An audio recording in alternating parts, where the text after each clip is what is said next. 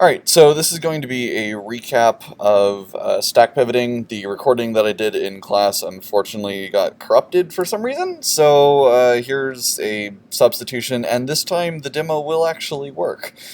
So let's begin, let's just see what we have. I've got a small script here. Again, as the class demo was, this is not a real world scenario, this is just a, here's the bug, here's obviously the bug, let's just practice pivoting. So in a real CTF, right, this global buffer that you see and the stack buffer override, they're going to be hidden away, sort of hidden away at least in some menus. It's not going to be this obvious, but for the sake of example, let's work with this. So you'll notice pretty quickly, like I said, we have this big global buffer up here. We have a read into the global buffer that we can control all of. It's the exact same size, so we don't have any overwrite there. We also have this smaller stack buffer that we can read into. However, this one I've intentionally sabotaged by making it read extra data. We can read hex 18 bytes extra, so we can read 3 keywords extra. And this is obviously not enough to really do much of anything with. You can't set up enough of a ROP chain in 3 keywords without having some kind of libc leak already. Assuming that we don't already have a libc leak, we would need at least a call to puts and then a read call to read in like system, say, which we just don't have enough room for. So what can we do?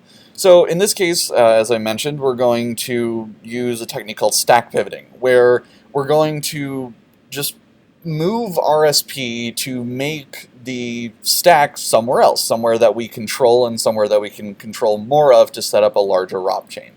So in this case, as you may have guessed, we're going to pivot the stack into this large global buffer. And again, we have complete control over all the contents in the buffer, so we can set up an roughly arbitrary length ROP chain, and we don't have to be concerned about trying to somehow ROP around inside of 3 keywords. That's just not really doable in this scenario. So, without further ado, let's get exploiting. So first thing I'm going to do is let's go ahead and just grab all the gadgets that we're going to need out of this. In this case, we're going to need specifically these 3 gadgets.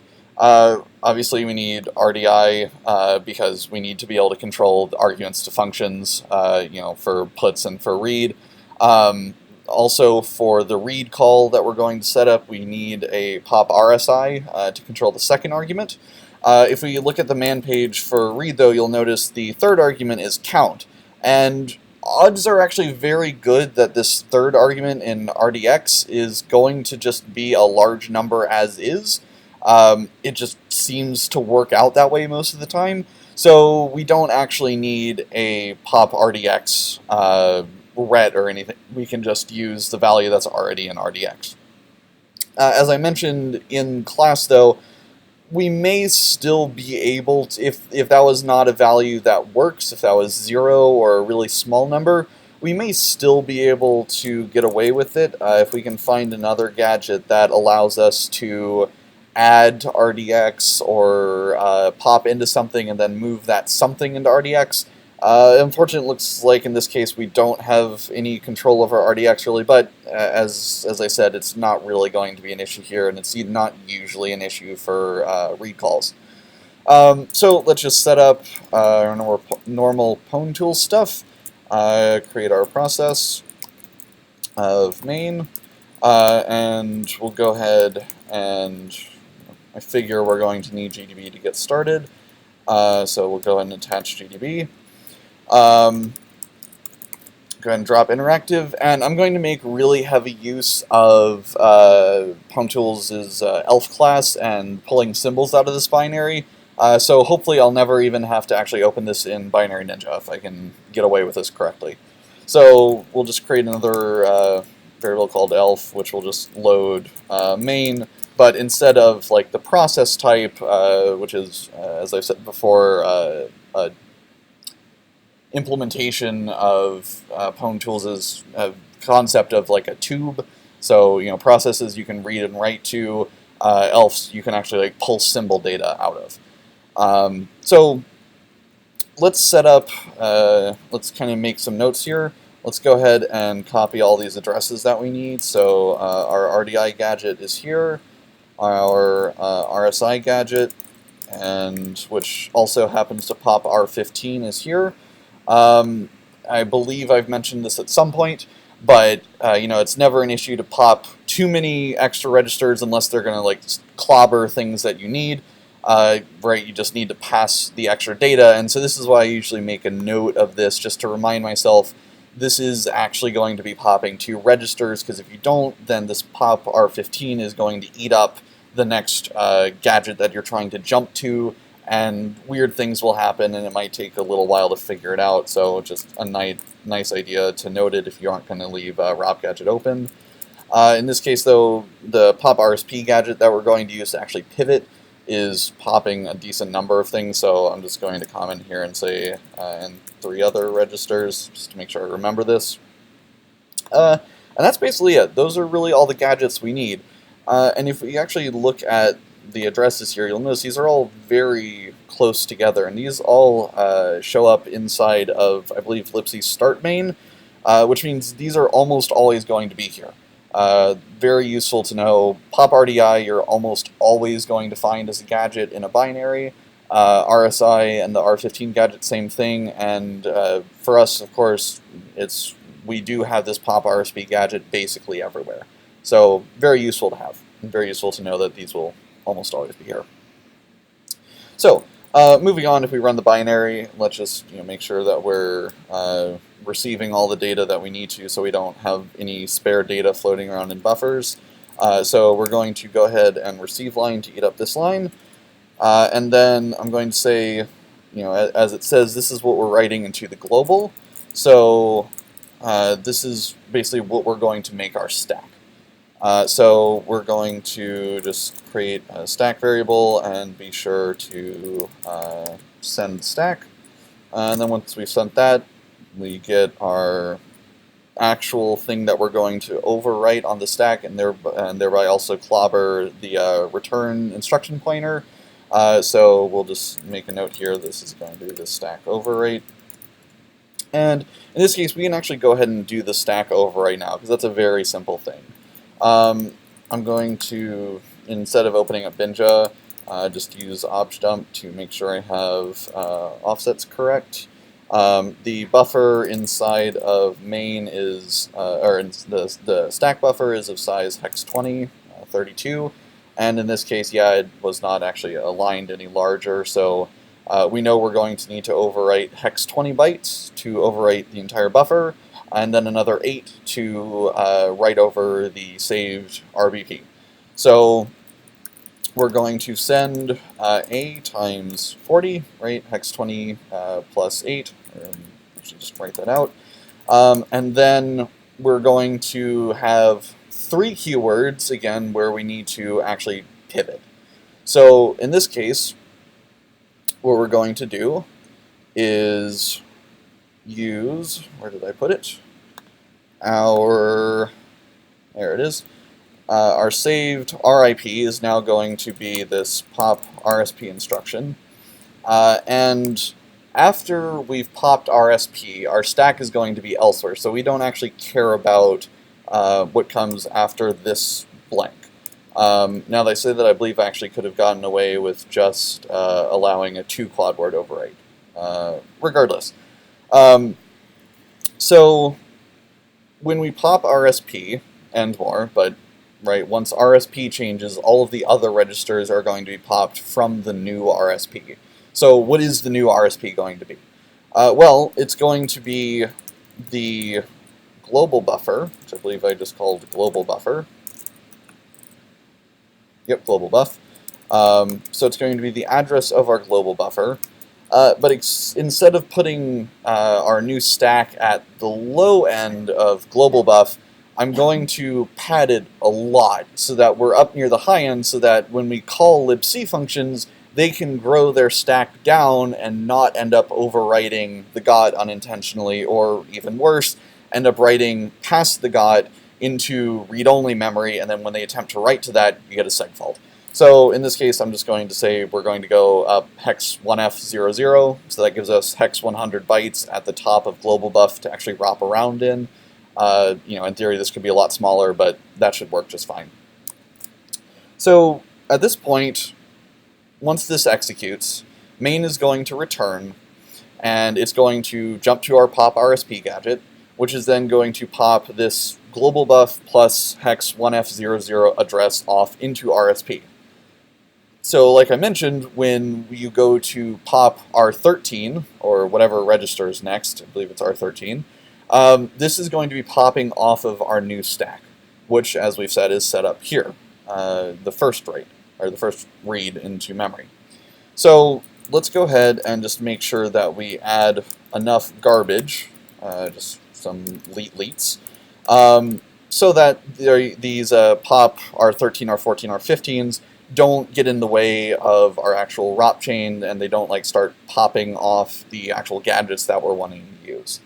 So really quickly, just to make sure I've got everything else aligned and set up correctly, I'm going to set a breakpoint near the bottom of main right before we ret, and then let's actually run this and make sure all is well so far.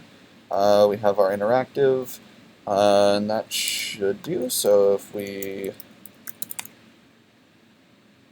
next, and I realize, yeah, GDB is going to open, and darker terminal, hopefully that is still readable.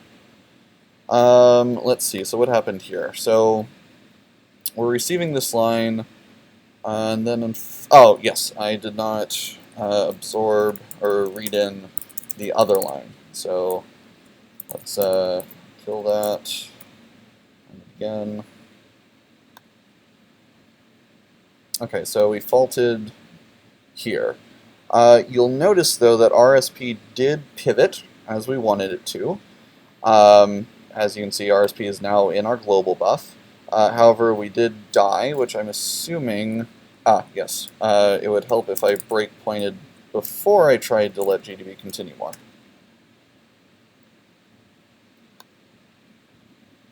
I don't know why this is being so laggy, but here we go. Okay, so we step through this, we can see, so we ret to get to our pop RSP gadget, and then as soon as we pop RSP, watch the stack down here, and you'll see we immediately change into global buff. However, another mistake that I realized is, as we said, we're padding out, yeah, alright, thank you. Sorry about that. We're padding out a lot of data so that, we're pivoting into global buff plus hex 1F00. But up here, we're only sending our leets without any of that padding. So let me go ahead and just add in some A's to pad us up to where we expect to be. Should I save that? Okay, so now if we do this again, we pop RSP, and now you should see, there we go, so now we got some leets. And we can pop 13, R14, and R15, and now you can see when we ret, we're trying to return to this new line, which is, of course, the last byte from this actual send line. So this is good so far. We have successfully pivoted into our own fake stack that we've begun to set up here. So now it's basically just a matter of writing out a normal ROP chain. In this case, I'm just going to puts out libc start main, rewrite into that, and then just pop RDI for binsh, and then we're going to call libc start main again, and then this gets is actually going to have read in the address of system. So this is the basic idea of the chain that I'm going to use. One other thing that's actually really nice here is, since we have control of the stack at a known address, notably, right, our fake stack is at global buff, which is a constant address. In this case, it is main. In this case, if I can grab global buff, it is at 601018. So it's always going to be there when the program launches. So what's really nice is we don't even have to do any searching through libc to find where binsh is, and we don't need to like do any weird pointer tricks where we like read into something and then pop that out to get a pointer to binsh and RDI. We can just write the string binsh into our fake stack, and since it's at a known location, we can just point RDI to that. So we only need to do one libc leak, and then more importantly, we only need to do one overwrite from our leaked libc address here. So let's just begin here. So we're going to set up our call to puts. So we first need to pop RDI, and then we need to grab elf.symbols of pwntools actually also exposes the entry or the addresses of the got table entries, if I said that right, for each of the functions that are imported with just the prefix got dot. So you can do got dot, and then under libc start main.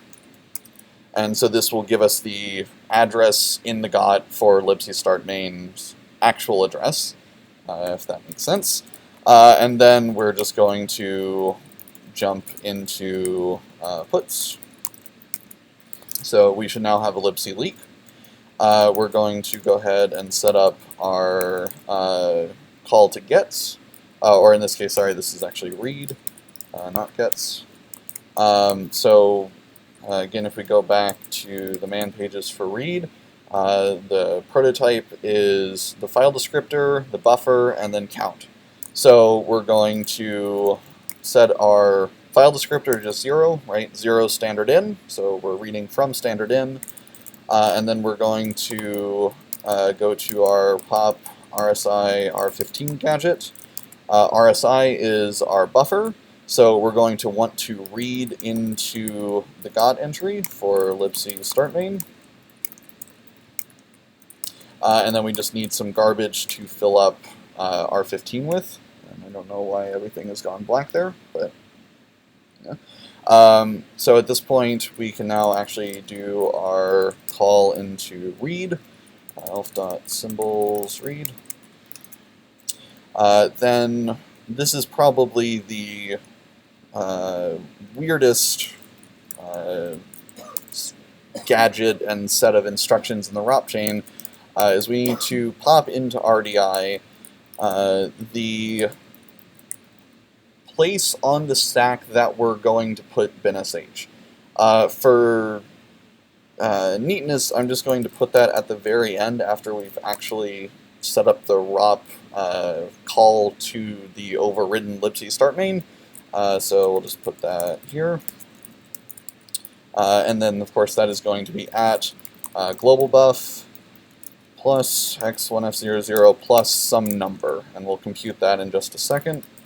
And then we actually need to, oh, no, we don't, and then we'll actually do our call to libc start main, which of course is now going to have been overwritten with our call to, with our resolved address for system or whatever function it might be that we want to call.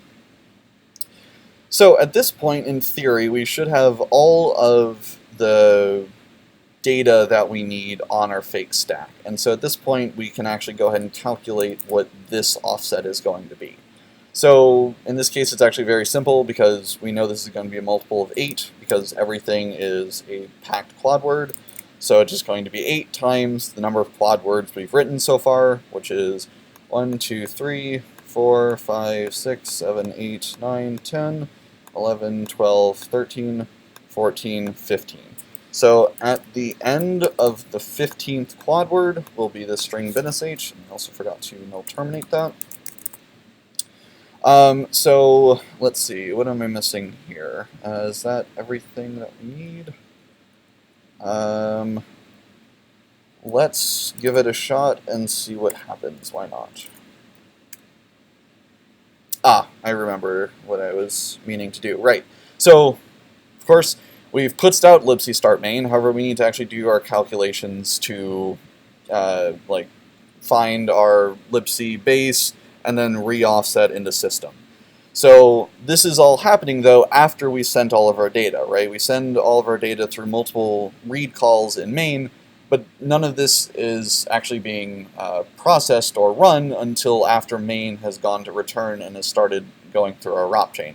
So our calls to receive out the leaked libc address are actually going to go after all of our sends.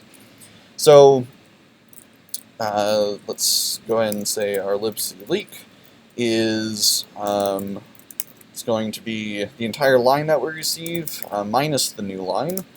And again, we need 2 null bytes to pad out the high bytes, which were interpreted as puts, as a null terminator, but we need to put those back so that U64 will actually have 8 bytes to unpack. So we'll print out our libc leak just for good measure. Let's load in our actual libc. x86-64 Linux new libc so6 should work. And then we're going to set our libc base address to be libc, or our leaked libc minus the symbol that we leaked, which is libc start main. And so now we need to essentially respond to this call to read. So we're going to send line of libc.symbols system. So we're going to read back into our ROP chain, or read back into our program where our resolved system address is, so that when we hit this pop RDI and then we call libc start main again, this will have been overwritten with system, and binsh should have been set up for us. So let's see how it goes. Alright, so ret, we pivot successfully, 1, 2, 3. We're now about to pop RDI and go into puts. So at this point we're going to puts out our God entry for libc start main. So I'm just going to continue and see, looks like I must have messed up the path to libc. Oh look, x86 under 64, not dash 64. Oh well, we'll just paste in the entire path here. And let's run that again. And we'll just continue through this time. Okay, so we got an address here. We loaded up libc, and I typoed symbols. And let's also just print out our libc base address to make sure that it's nicely aligned. Again, that indicates that we've probably done something well if we get a nice page-aligned address for libc. Let's go and continue. There's our leak.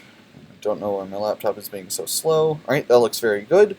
We've got a seemingly good leak out. And I messed up, yes, because we need to pack 64 that. And somewhere up here it looks like I also messed up on, oh no, that was it. Alright, move, run. Really wish this computer would act faster right now. Okay, so you can see switching to interactive mode. That all looks fine. You can see bin dash was executed. So in this case, we definitely know that we're getting into system because we see this bin dash, but again, all system does is it actually spawns sh with your input as like the expression to evaluate. So this is why you can do system of ls, but you can't do like execv of ls, because execv requires an absolute path, whereas binsh is going to also pull in your environment, your path variable, and look for ls in your path. But at this point, we're getting dash executing. One thing that I would like to check is if we actually run this again and break at system, let's just make sure that RDI is pointing correctly, to make sure is pointing to binsh correctly, to make sure that we did this computation correct. So we break in system. There we go. Our DI is pointing here, which this looks very good, but let's just double check. NSH, alright, looks very good. GDB does this sometimes where it will basically just end up crashing or seemingly hanging after a call to system. But again, we saw dash being executed, so let's just try removing our call to our GDB stuff and see if it still works. And there we go. Cool. So we got it.